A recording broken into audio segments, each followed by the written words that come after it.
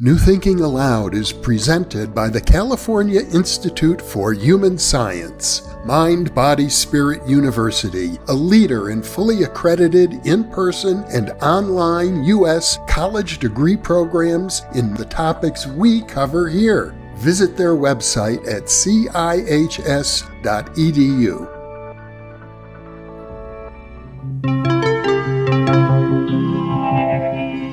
Thinking Aloud. Conversations on the leading edge of knowledge and discovery with psychologist Jeffrey Mishlove.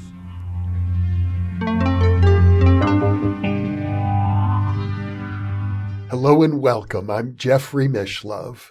Our topic today is the need for a post-materialist science. My guest is Stephan Schwartz, who is a distinguished associated scholar at the California Institute for Human Science. He is a founding member of the Academy for the Advancement of Post-Materialist Science. He is also a columnist for the journal Explore and editor of the daily web publication, The Schwartz Report. In both of these, he covers trends that are affecting the future. He is one of the small group that created modern remote viewing, including several protocols that are now standard. In addition to his nonfiction books and novels, he is the author of more than 250 technical reports, papers, academic book chapters, prefaces, and introductions. He is the recipient of the Parapsychological Association Outstanding Contribution Award, and he was featured in Germany's magazine's list of 100 most inspiring people in the world. His nonfiction books include The Secret Vaults of Time, Opening to the Infinite, The Alexandria Project, and the 8 Laws of Change. He also edited the volume, Is Consciousness Primary? Stephan lives in the state of Washington, and now I'll switch over to the internet video. Welcome, Stephan. It's a pleasure to be with you once again. And with you, Jeff. We'll be looking at the whole question of materialism in science, physicalism, and post-material science. And I've already mentioned in the introduction, you're a founding member of the Academy for the Advancement of Post-Materialist Science and editor of a volume on that very topic. True.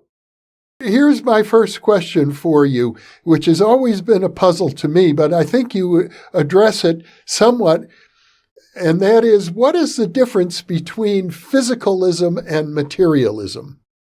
Well, physicalism and materialism usually get used in the same way, but physicalism is a more open concept, I guess maybe that's the way to put it. Materialism claims that everything is composed of matter. Physicalism holds that it is composed of matter, but one of them admits things like emotion, and the other does not. But functionally, you see both of them hold the position that consciousness is entirely a function of your neuroanatomy, that the brain mechanisms are the ultimate source of consciousness phenomena. They don't believe in what I would call non-local consciousness. And of course, that's been, I would say, your biggest research contribution. Are many studies, particularly the archeological investigations, the healing studies, referring to what you call non-local consciousness, effects that are difficult, maybe impossible to explain using a material science approach. Let me give you an example of the kind of research I do and why I do it, why I started doing it 60 years ago. I got interested in consciousness by reading all of the Edgar Cayce readings. I think I'm the only person that's ever done that. And also every publication in parapsychology from the beginning to when I was doing this back in the 60s.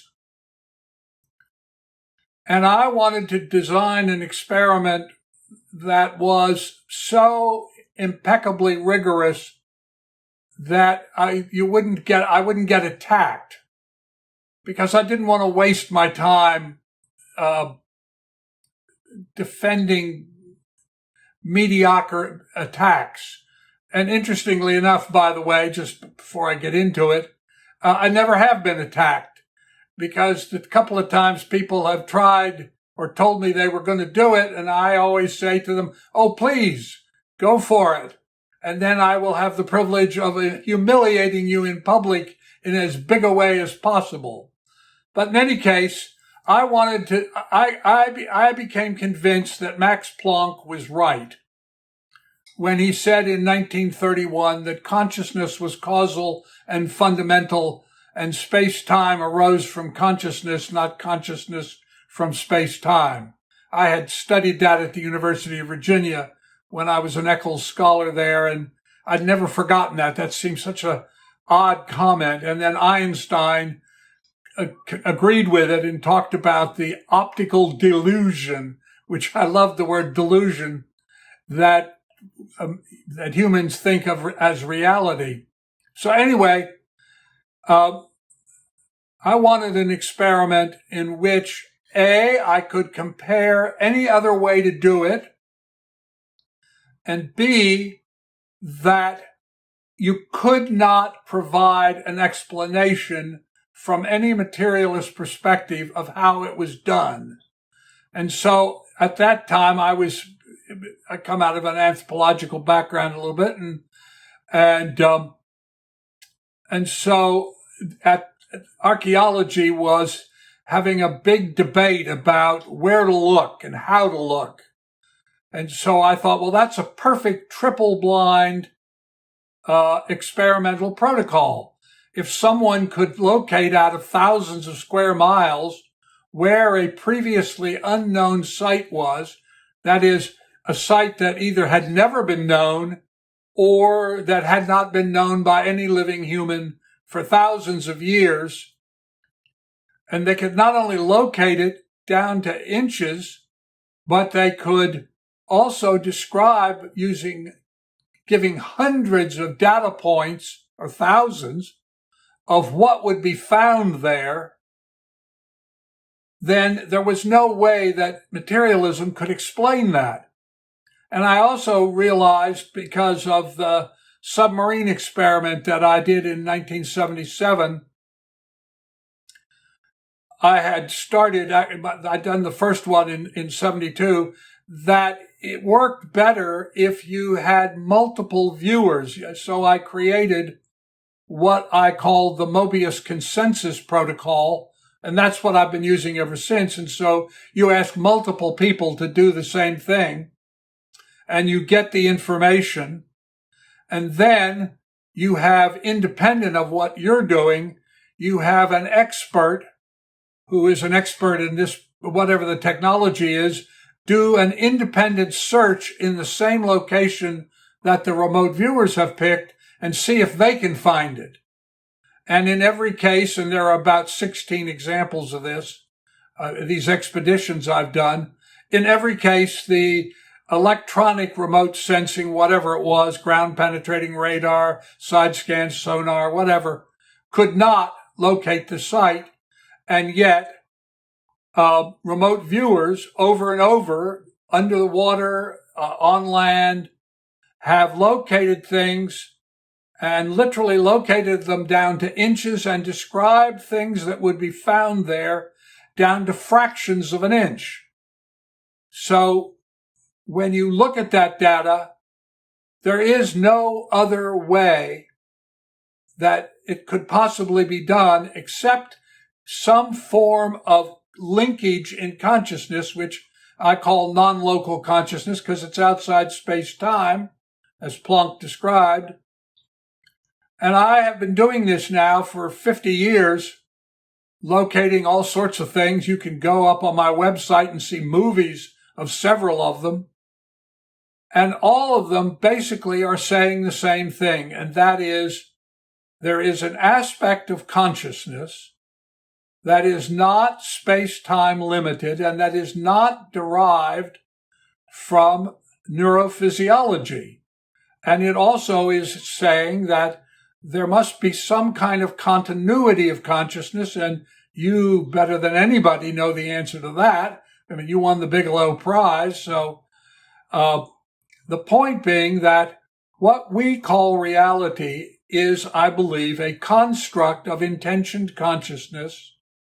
And so for me, the two big mystery questions are, what is information and what is consciousness? I don't know the answer. I don't know anybody who does know the answer, but I think those are the two great questions that science needs to address. And I think that is happening, and we are moving into a new paradigm in which consciousness is seen as fundamental in science. Of course, your work is very interesting. We've done multiple interviews about it. And in fact, I am going to link to some of those interviews for viewers who haven't seen them. For those of you who have computers that can grab the hot links, they'll be in the upper right-hand corner of your screen.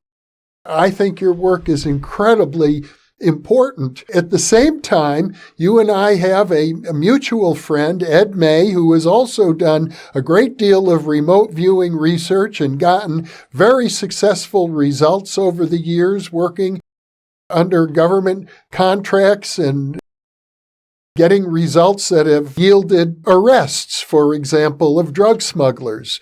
However, he is a physicalist. I interviewed Ed recently. He says he's more of a physicalist now than he ever was. He maintains that all of this will be explainable within the materialist paradigm. And I imagine you've had discussions with him or people like him about this, because there are members of the parapsychology community who still adhere to a physicalist worldview.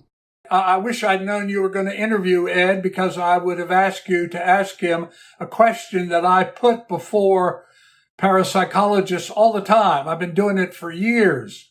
And that is, explain to me how it is possible that an individual can locate a distinct requested location somewhere on Earth that has been unknown for thousands of years or never known, and that they can not only locate it, but that they can provide detailed descriptive information about what will be found there that no one could predict or even know, or that would contradict everything that everybody did think might be at that kind of site. And I can tell you that I've had these conversations with Ed, and I've asked him this question. He can't answer it because he's never done this kind of research. Nobody, as far as I know, in recent times has done it. Before I began doing it myself, I wanted to do research on everybody who had ever tried to do something like this. And I wrote a book called Secret Vaults of Time, which was about how archaeologists had used what today we would call remote viewing to locate individual sites. To give you an example, Frederick Bly Bond, using automatic writing, which is just another form of remote viewing, reconstructed Glastonbury Cathedral and located tombs and the Edgar Chapel and laid it all out using this remote viewing technique. And I interviewed years later, this was way back in the early part of the 20th century, I interviewed what were then very old men, and they said that they never could understand how he would do it. He would come out in the morning and he would say to them, okay, do 16 paces at such and such a point, and then 3 feet down you will find whatever. And they would go out and do it, and there it would be, and it would be exactly as he had described it. Now, that's just one example. There are others. Norman Emerson, who's the father of Canadian archaeology, used a man named George McMullen, who worked with me for years and located sites, and had graduate students who located Iroquois sites, for instance. So the question is, how could they do this? The usual way people frame the question is to say, where is this information? But that's the wrong question, because if it's outside of space-time, there's no where. So I would say, what is the status of this information? Because what these people seem to do, and the key to it is the ability to attain and sustain intention-focused awareness.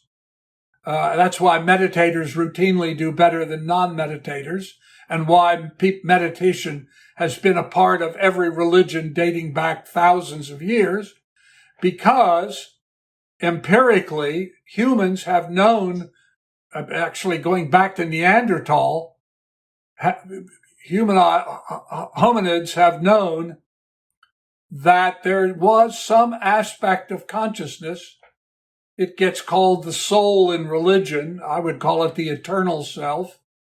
But in any case, that there is some aspect of consciousness that exists prior to birth and continues after physical death, and that it's almost like doing a Google search, that if you hold the intention to obtain a certain particularity of information, that you can do it, and that this can be tested in an absolutely triple blind way by actually doing the field work or having somebody else do the field work. I always have all of my work witnessed by dozens of people. So there's never any question about the chronology, because I notarize all the predictions before we do the field work. And also, as I say, I have an electronic survey done to see if you could find it.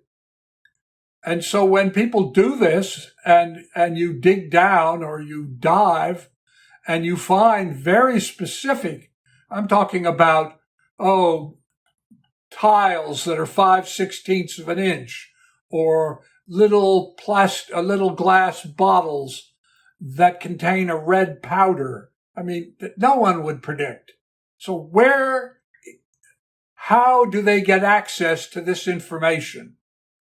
What is this telling us about the nature of not reality as we mean it in space-time, but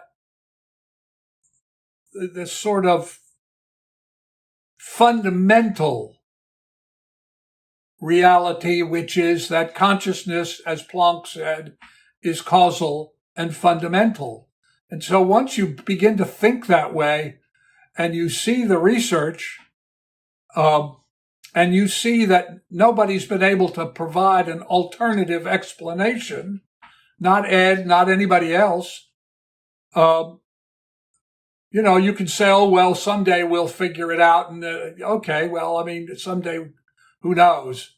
But where we stand today, there is no other way to explain the data except that there is an aspect of consciousness that is outside of space-time.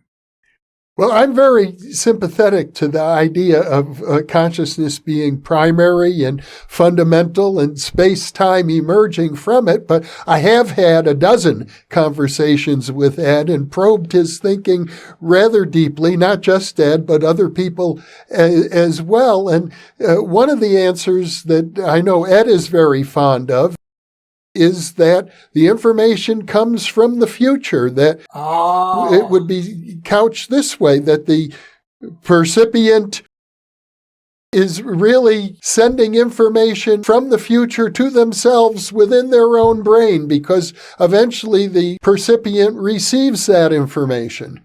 It's something they call a time loop. Yeah. Would you like to now know how that is absolutely proven not to be true? Yeah, sure. Because to me, it's a reasonable hypothesis. Yeah, I know it's a reasonable hypothesis. It's also wrong. I'll give you very specific examples.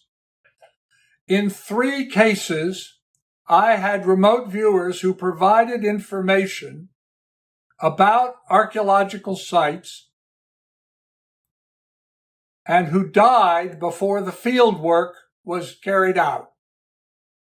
So there was no future for them in which that information was known. But I got an even better one last week. And not last week.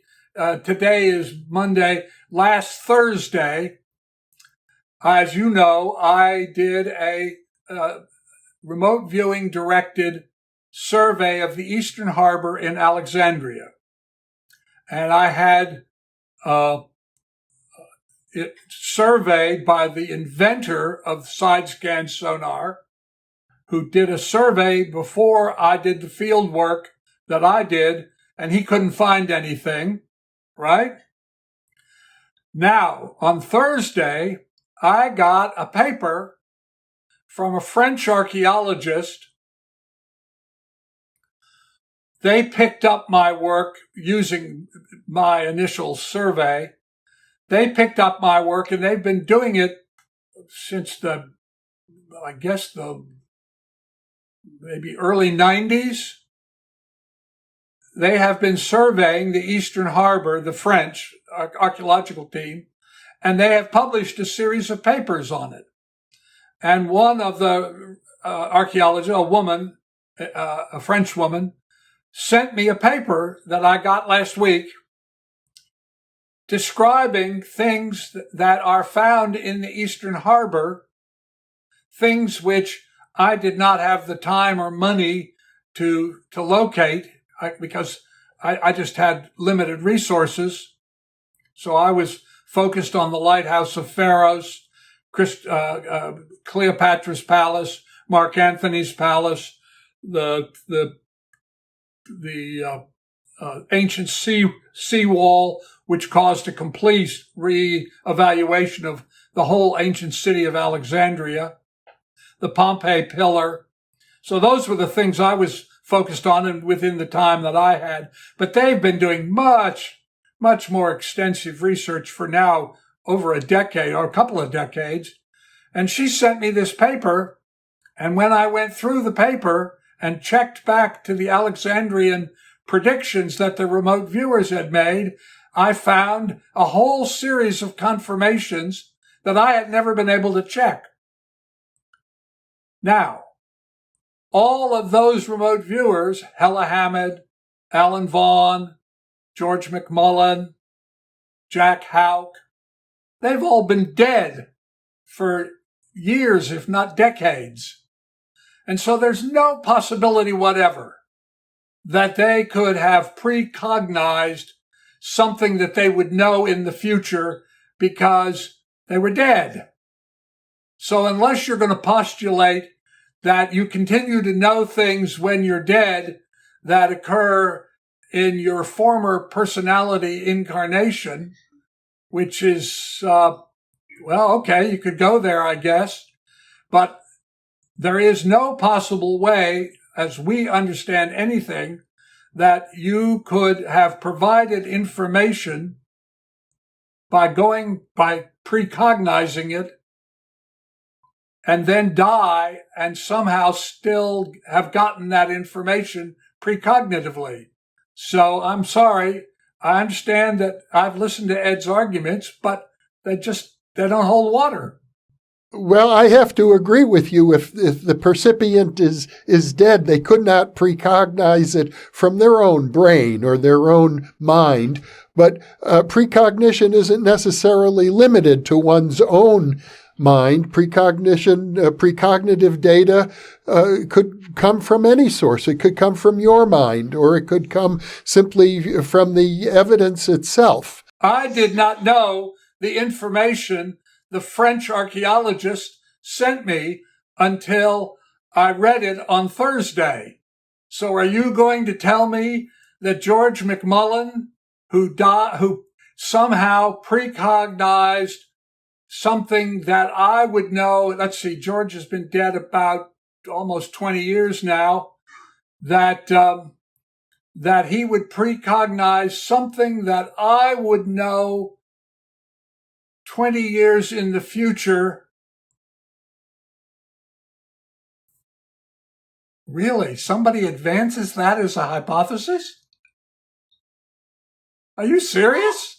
You know, the idea that this information is obtainable at all is to many people unbelievable. So hypotheses about it will be abundant. What I'd like to share with you is this notion that when I was in graduate school, my faculty advisor was a well-known philosopher of science, Michael Scriven, and he maintained that materialism is like imperialism in a way. It will modify itself in order to maintain its stature as a dominant model, just the way empires modify themselves to retain power. So he felt that, whatever data we come up with, materialism will find a way to accommodate. It may be through backward causality. It may be through a new understanding of space and time.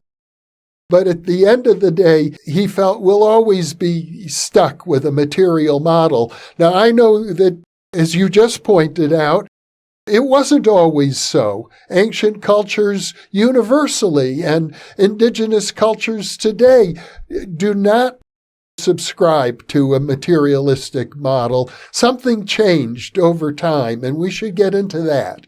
Okay, we can do that. I just to comment on your former professor, I think he probably got that from Thomas Kuhn. Thomas Kuhn, who is probably the leading historian of science in the 20th century, wrote The Structure of Scientific Revolutions. And what he says is that science keeps adjusting itself until so many anomalies accumulate that it cannot be adjusted further, and then it goes into crisis. And gradually a new paradigm emerges. And that, I think, is a much more accurate presentation of what's going on. Now, as to how this all got started, as you pointed out, we know from the archaeological evidence that Neanderthal, that's going back at least 130,000 years, believed in the continuity of consciousness. We know, for instance, that the oldest recorded remote viewing in history on record is in the 46th chapter of Herodotus's Histories of the World, and it is a description of what today we would call an outbound remote viewing, in which King Croesus, as rich as, and the reason we say as rich as, is because he began coining money, thought he was going to be attacked by the Persians. And he's at that time, and for many centuries, all of the pre-Christian cultures, or many of the pre-Christians, the Etruscans, the Egyptians, the Chinese, the Mayan, in fact, it's still going on with the Kogi in eastern Colombia, maintained cadres of what today we would call remote viewers. They called them oracles, who were mostly young people who'd been trained in meditative techniques, who had a gift for this. And he asked them he wanted to know whose advice he should trust. So he sent out 7 teams of diplomats to the 7 oracles of the Greek world. The only one that we know about is the Oracle of Delphi, because when the team got there, he had told the team, you must wait for 100 days before you ask the question of the oracle. And so when they walked into the room where the Pythoness, that's what they called the young girls, she said, I can count the sands of time and the ocean, the 100 days. And she said, I see a bronze urn with a bronze lid, and in the hot water, in the boiling water, a tortoise and a lamb. And they wrote all that down, and it didn't make any sense to them, but they wrote it all down. And they went back to Croesus, who was in Lydia, which is part of Turkey now, and told him this. And he knelt down and gave obeisance because he had thought to himself on the 100th day, what is something I could do that nobody could predict? I mean, if they said he's sitting on his throne giving orders, well, of course, he's a king. So he had a fire built in the courtyard of his palace and a bronze urn with a bronze lid brought in and filled with water and set on top of a fire on a tripod. And he personally cut up a tortoise and a lamb and threw it into the water. That's the oldest remote viewing we have. But we do know that as routinely that the Etruscans, who had a school of what today we would call remote viewing, that was so impressive that when the Romans finally conquered the Etruscan cities, they maintained this school. The Chinese had it. The Egyptians had the oracle at Siwa, the talking oracle at Siwa.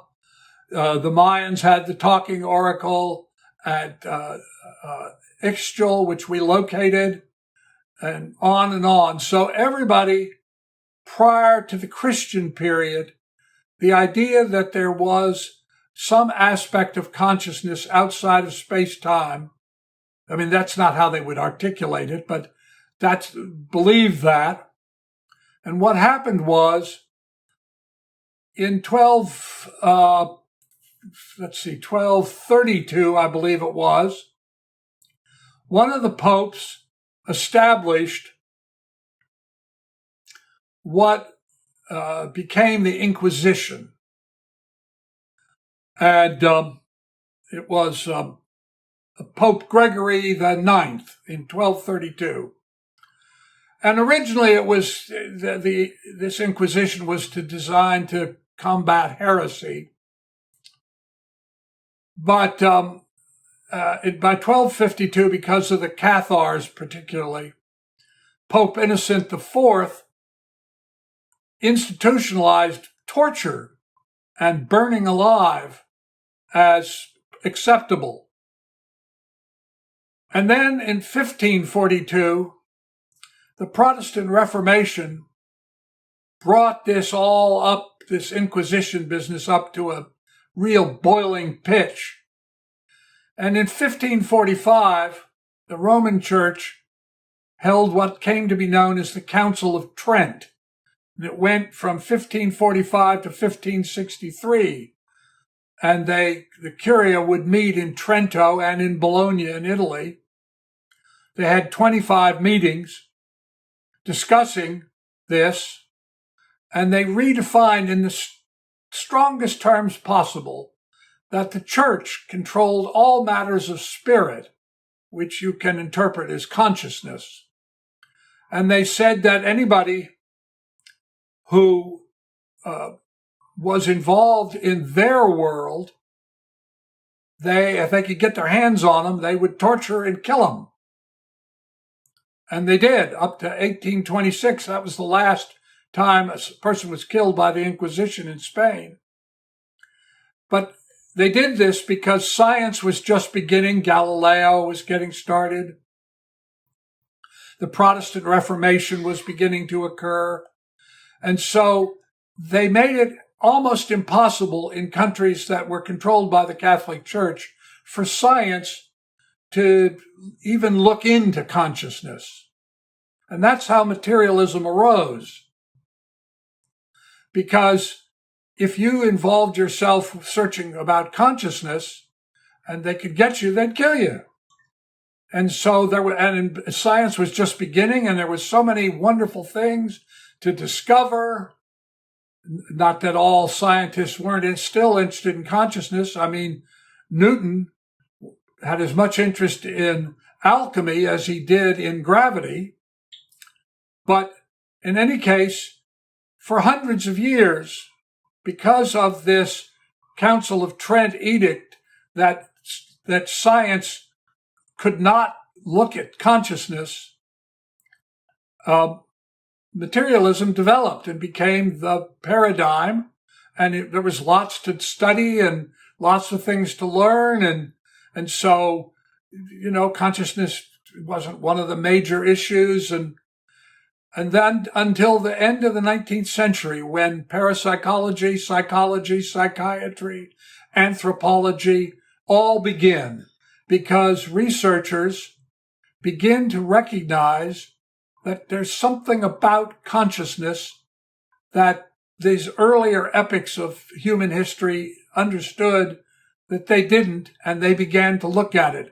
And so you have people like Jung saying noumena are psychic entia, or Planck, or Einstein, or Pauli, or Schrödinger, or Heisenberg, lots of others who start out as physicalists, materialists, but who end up believing that consciousness should be and is a fundamental part of what I guess we call reality, although that sounds like a space-time word, but anyway, and that we needed to begin to study consciousness.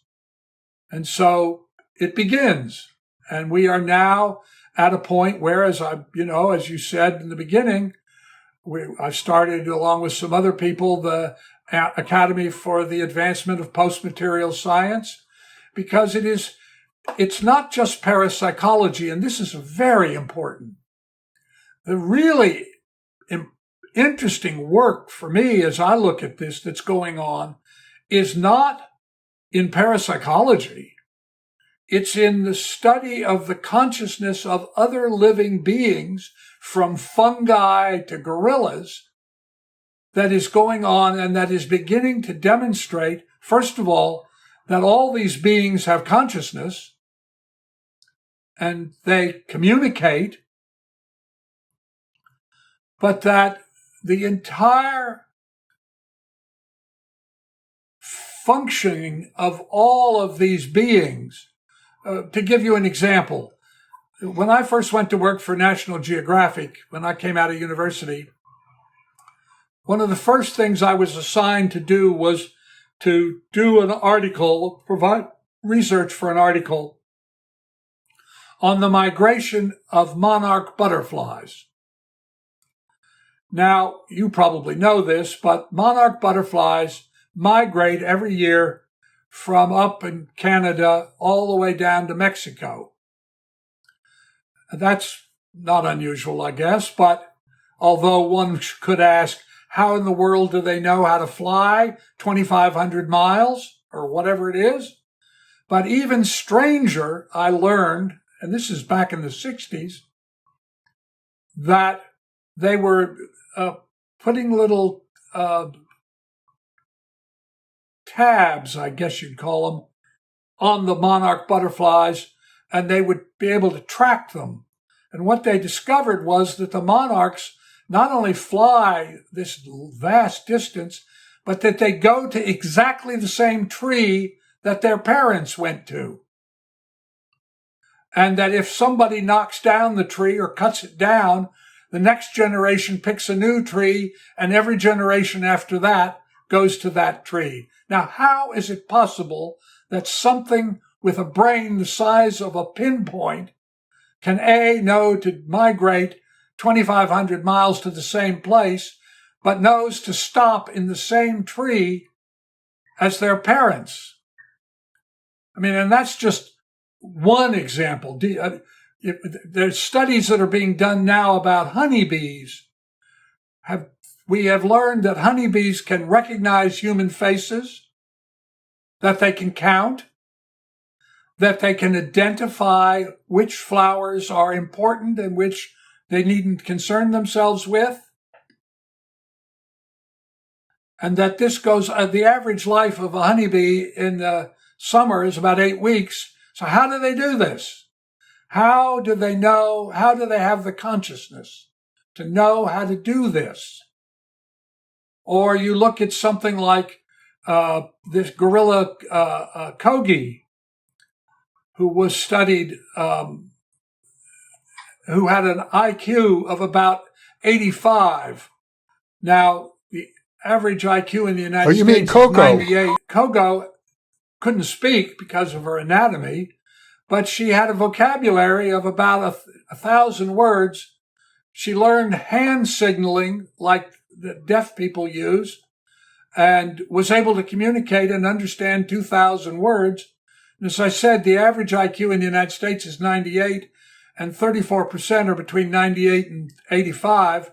So this gorilla was about as smart as some people and understood words and could communicate and did communicate.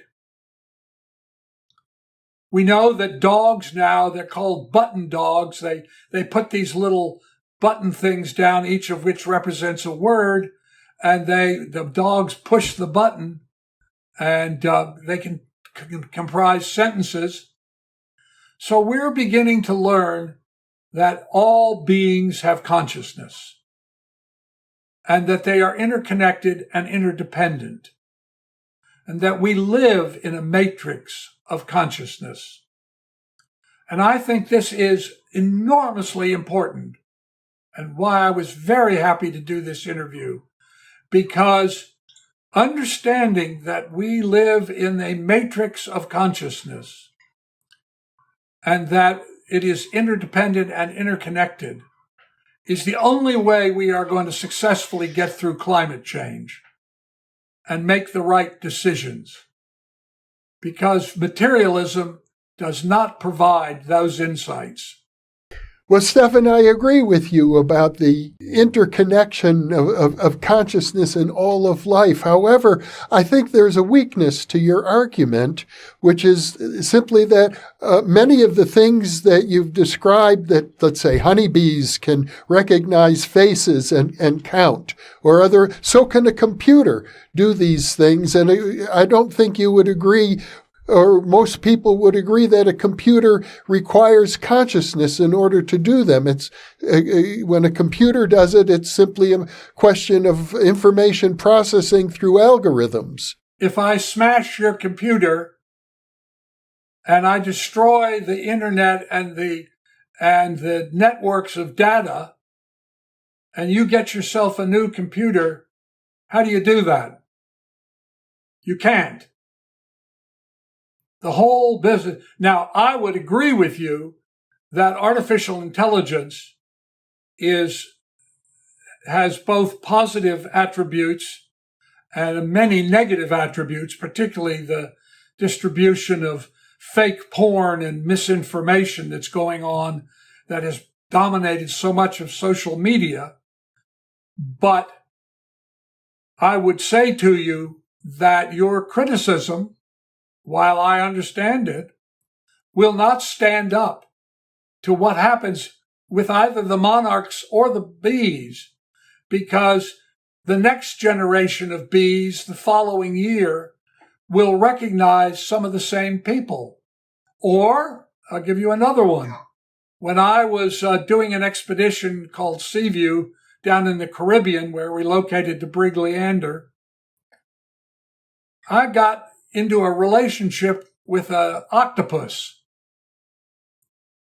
And we would moor at night near a coral reef. And I went down, wasn't very deep, 15, 20 feet.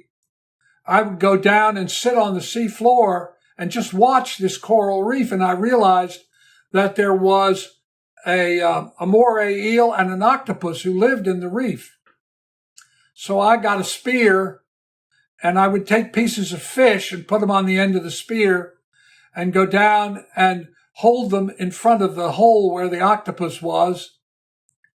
And it would come out and take the fish, And gradually I would pull the spear back further and further and further until I was holding the fish in my hands. And the octopus would come out and would come down over my hand, stroke my arm with its one of its arms, and eat the fish. Never hurt me, never bite me.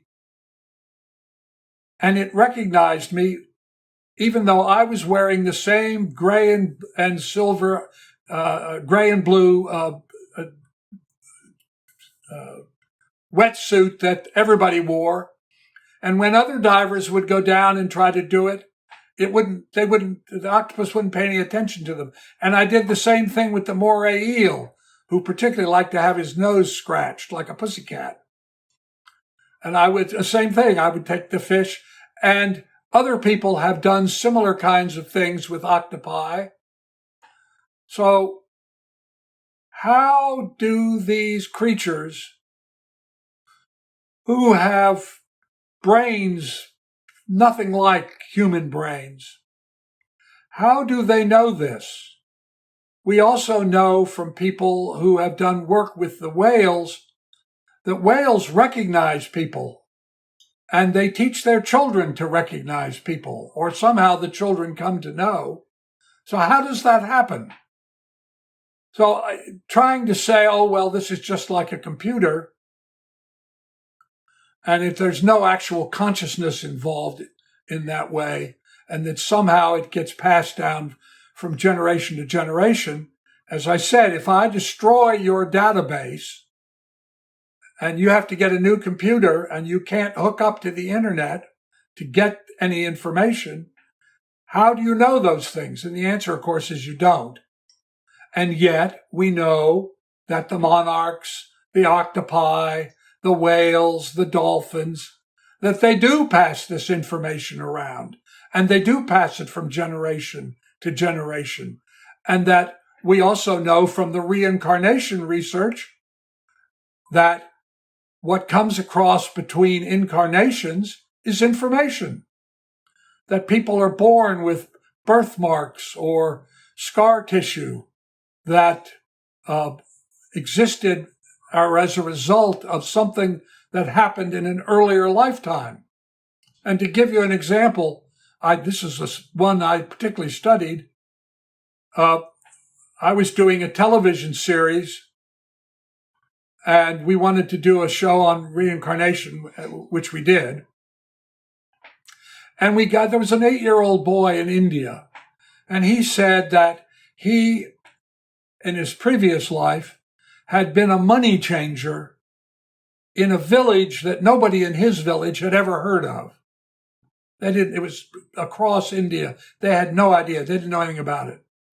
So we took this kid across India to this village that he said he was from. And he got to the edge of the village. These are little simple hut villages. And he immediately walked up to a very particular house, and the door was opened by an older woman, and he looked at her and called her by a pet name, some special name that they had. And she immediately reacted. And we said, why did you react? And she said, well, I had this friend, and then she admitted it was a lover, and that's the name he called me by. But he was killed by my husband, who came home, who was a woodcutter, came home and with his axe and caught us. And as my lover was trying to get out of the window, he killed him by striking him on the back with an axe. And this child had a kind of scar tissue that ran down his back. And it was exactly what he said had happened to him. And he said to this woman, I've come to get my watch. And she said, what watch? And he said, I left my watch here. And she said, I don't know anything about that. And he walked into her little hut and across to the kind of outdoor kitchen area that she had. And he reached up and pulled a brick out, and wrapped in some oilcloth was this pocket watch that she knew nothing about. Now, where did that information come from?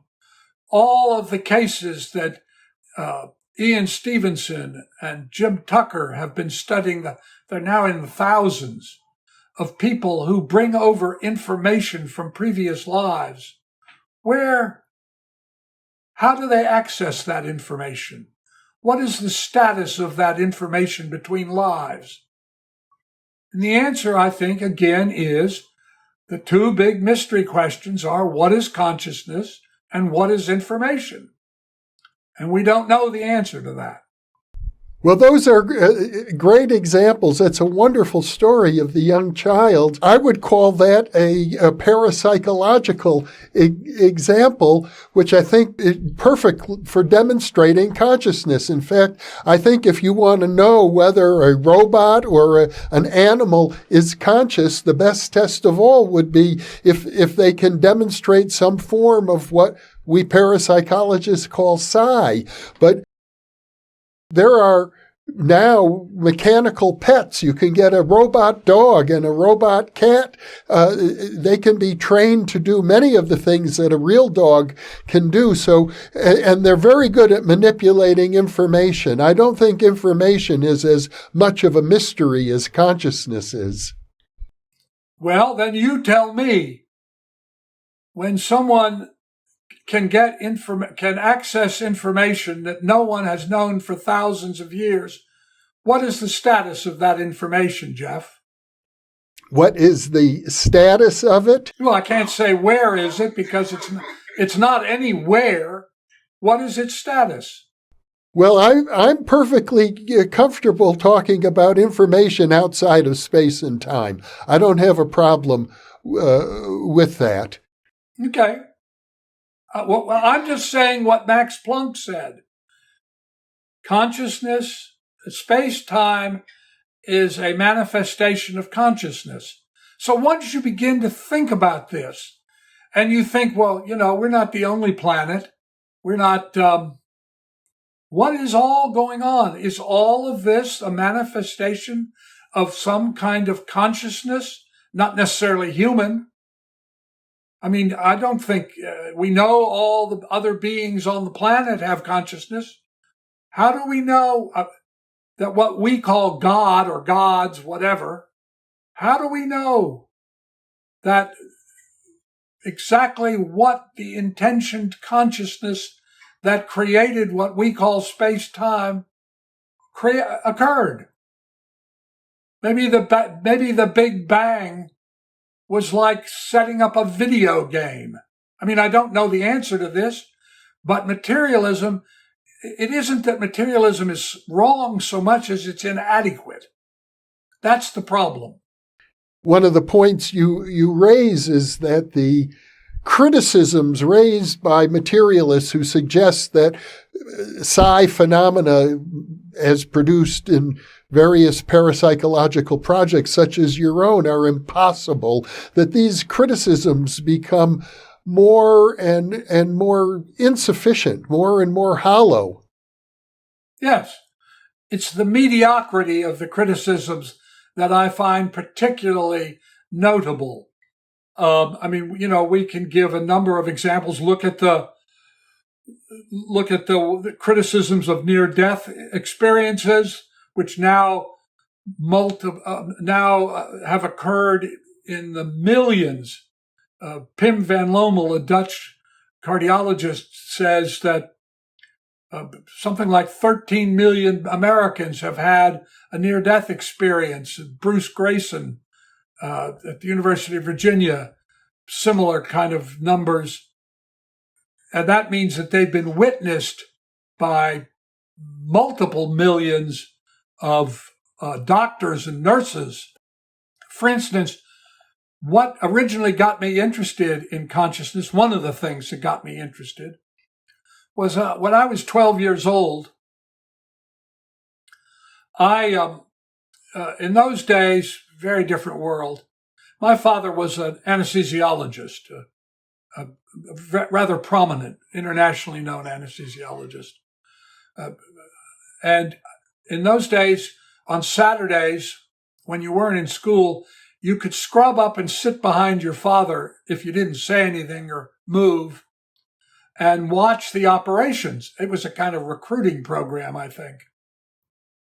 So I was sitting there one day with my father on a Saturday afternoon or about noon. And when I got into the room from scrubbing up, the patient was already on the table and covered with those towels that they cover you with. And they were doing whatever it was they were doing. And I just watched. And then all of a sudden they went into a kind of frenzy and they tore off the towels. And I could see that it was a teenage girl because I could see her breasts. And of course, for a 12-year-old boy, looking at a girl's breast was, about as numinous as you could get.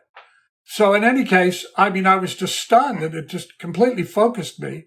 And they were all very agitated, but in a very controlled kind of way. And they did something, and then they finally quit, and they seemed to be okay. They didn't do the surgery. They put the girl back on a gurney and took her into the recovery room. My father went with her. And I went back with the other doctors into the bathroom where they showered and scrubbed up and got dressed. And in those days, on Saturdays, they would all go to a delicatessen and have lunch. And so my father, when I came out into the hallway, he followed a little later, and he had this very odd look. And he said to one of the other doctors, we've got something we got to talk about. And we went to the delicatessen, and he said this girl, who was a young teenage girl, as I had recognized, told them that she had what we today would call a near-death experience. And she said, and you all wouldn't pay any attention to me. And I was looking down at my body, and I was talking to you, and you wouldn't pay any attention. So I went out into the hallway and down the hall, and there was a nurse who had this very nice hairdo, and she was flirting with a young doctor who had a blue and white striped shirt, and his tie was pulled down, which in those days was not appropriate. And then all of a sudden I was back in my body. So he tells this story, and he said, I went and checked, and there was a nurse with exactly the hairdo she described. And while I was standing there, and I can't remember the name, but he said this young resident came up and had a blue and white striped shirt, and his tie was pulled down, and you're supposed to pull them up, and in those days, and they went around the table. Now all of these men were World War II veterans, like my father, and one by one they went and told what today we would call near-death experience stories that they had experienced in the various hospitals they had worked in during World War II.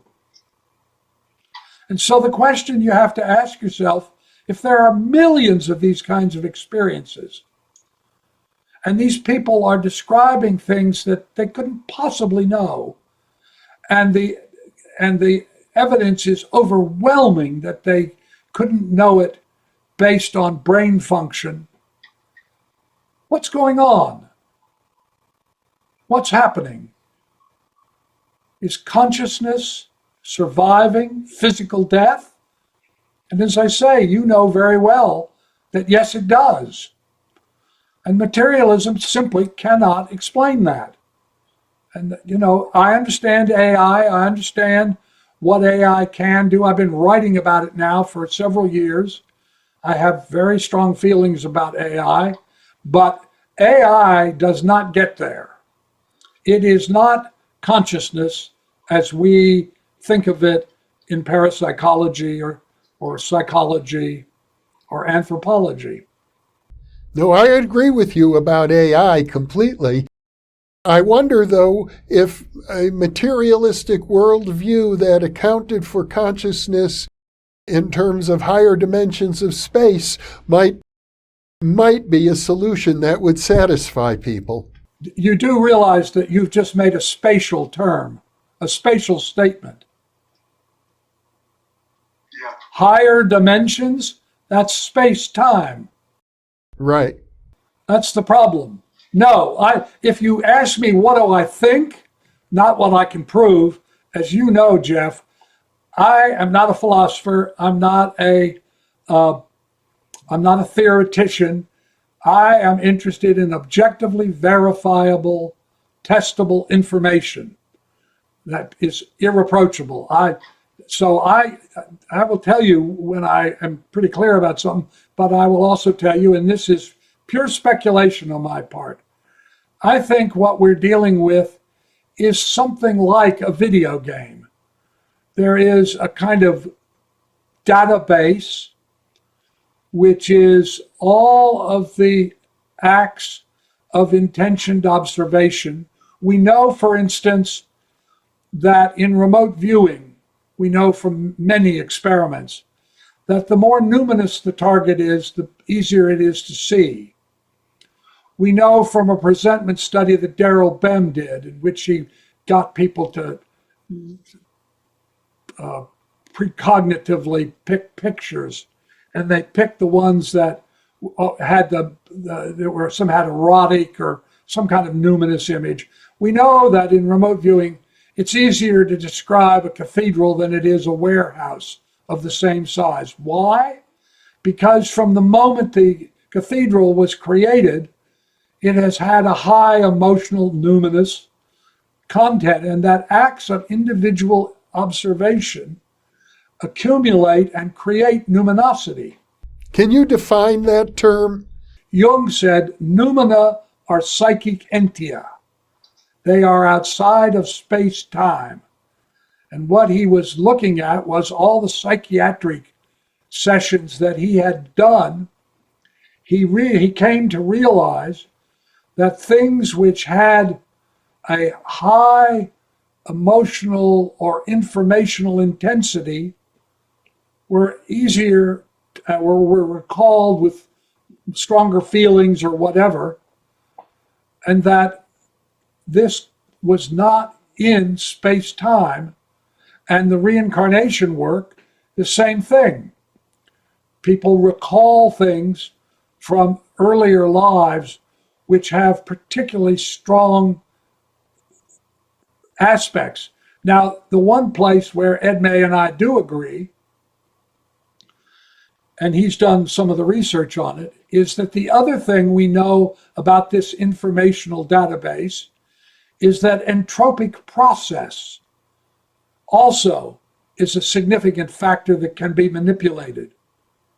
We know that if you pick more numinous targets, numinosity is a form of coherence. It's an informational enriching process. Whereas entropic process is a discoherence phenomenon. That's why people see ghosts, because death is a form of discoherence. That's why it's easier for people, if you do remote viewing and you have two aircraft carriers and one is nuclear powered and the other is petroleum powered, it will be easier for people to see the nuclear powered carrier than the petroleum powered carrier. Why?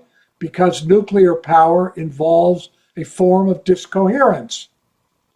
So the three things that we know about accessing non-local consciousness are intentioned observation, the ability to attain and sustain intentioned observation, awareness.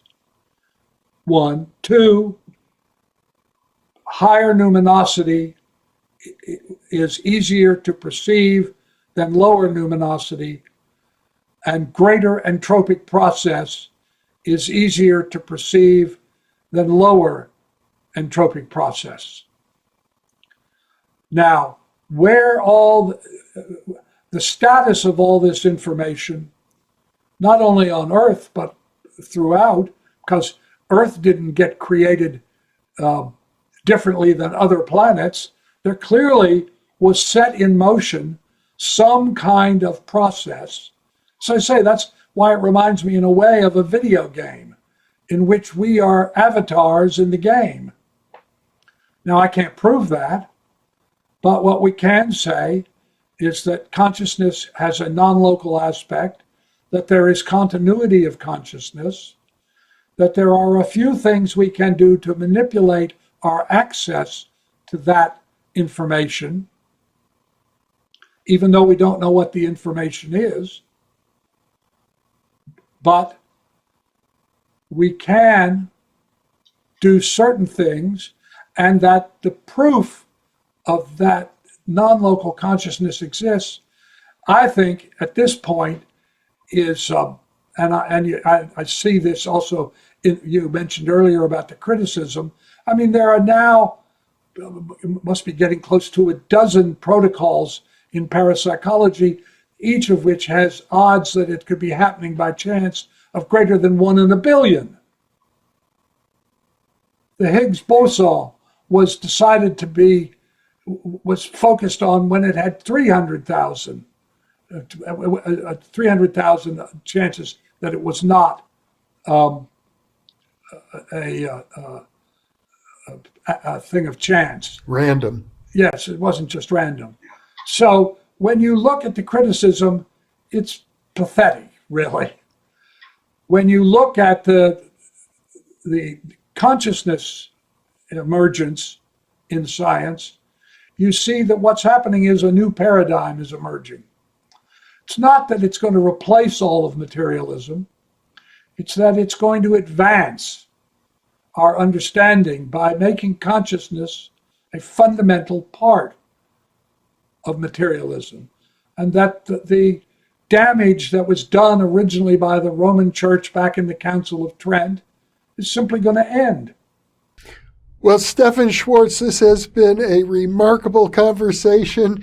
We've covered a lot of ground. You've been very eloquent. Your research is landmark quality. It will be remembered long after you and I are both gone. So it's been an honor and a pleasure to interview you and to be with you again to cover this important material.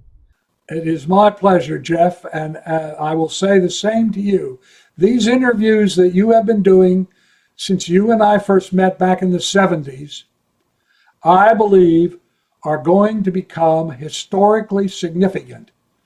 Wouldn't you like to know what Galileo was thinking when he created the telescope? Wouldn't you like to know why Newton thought alchemy and gravity were subjects of equal importance to him? Wouldn't you like to know how these developments occurred? For instance, I was walking across the Salk Institute once with Jonas Salk, and I said to him, "Where did you get the idea of the polio vaccine?" And he said, "In a dream." How does that work? We don't know. But I think that's the exciting, important future of science, and these interviews are going to become a significant part of the historical record, and I thank you for doing them. Well, thank you, and thank you for being with me today and with the New Thinking Aloud audience, and I look forward to many more conversations, Stephan, while we're both alive. Okay. And for those of you watching or listening, thank you for being with us, because you are the reason that we are here.